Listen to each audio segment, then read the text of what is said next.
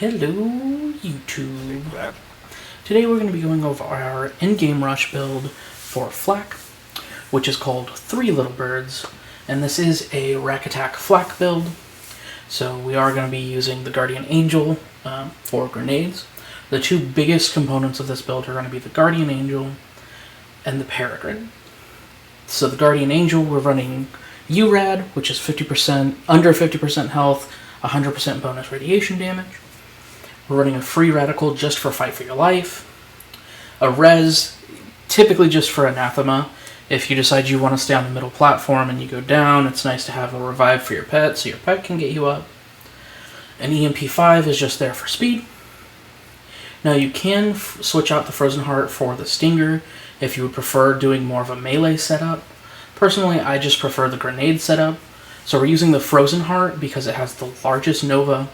And of course, having that freeze opportunity is really great for things like flying enemies, falling down on the side of the bridge when you're in Guardian Takedown, or the flying surveyors in Maliwan Takedown. You can freeze those, and those will fall off the edge.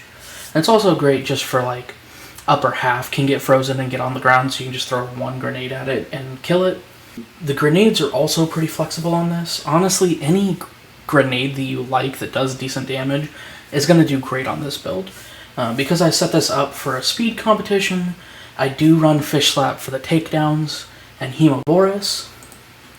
I like to run the Corrosive Light Speed for all of the Trials and Slaughter Star. And then I run the Gas Call for both Slaughter Shaft and Cistern of Slaughter. And those are just kind of the ones that I found do the damage I'm looking for in those particular instances.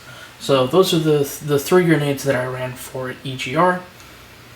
Any of the light speeds are going to do amazing with this. Triple Stickies do wonderful. The Hex does great. The Nagata does great. Honestly, just any grenade that does decent or good damage is going to do great on this build. Because we're using URAD, we do run the Deathless. I prefer the Snowdrift just because it does give you some extra speed. But any Deathless will do on this. If you want to run an Atom Bomb so you can get some more radiation going, do that. Whatever your preference is, as long as you've got the Deathless on there, you're going to be good to go. The biggest things you're looking for on your Deathless are going to be cooldown rate and grenade damage. The area of effect damage is great on there. That would be like your god roll for this. But those 2 passives are going to be the 2 that you're really looking for, since we are mainly using grenades and we want to spam those racks as often as we can. And that's kind of the same thing for our Peregrine. The Peregrine, we're going to mainly be looking for that cooldown rate and the grenade damage, but having the splash damage radius is also really great on there.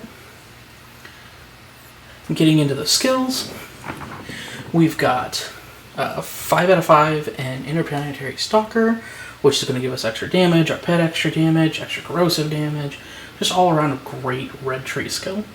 3 out of 3 and Leave No Trace, that's just basically getting us ammo back for a critical hit, which we don't really have to worry about.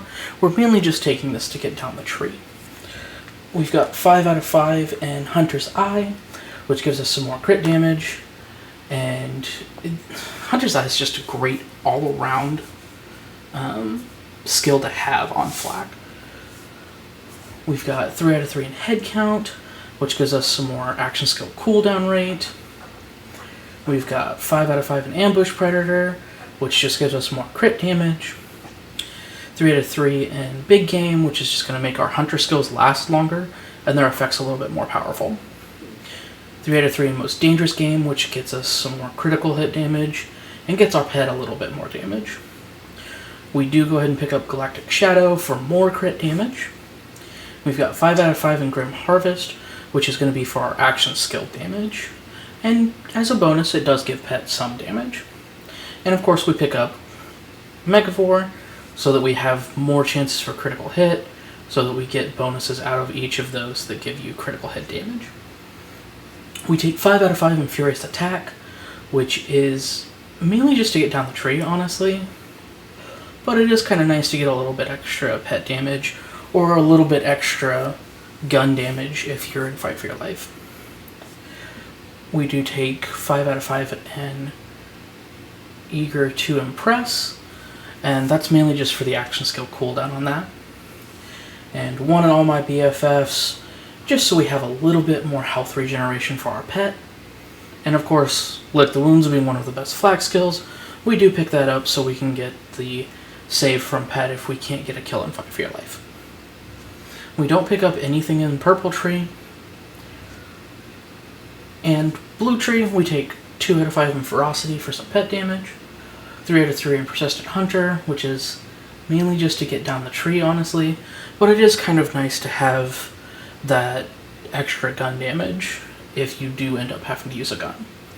We take 1 in Go For Your Eyes, which just gives our pet some critical hit damage, 1 in Who Rescued Who, which is basically just there for pet since we are using a Deathless and only have 1 life, 3 out of 3 in He Bites, just to get a little bit extra damage reflection, 5 out of 5 in Frenzy for the extra damage, 1 for Psycho Head on a Stick, which gives us a little bit more pet damage and our pet moves a little bit faster, 5 out of 5 in Barbaric Yop, which is always great to take when you have a chance, giving you extra damage from your pet bonuses.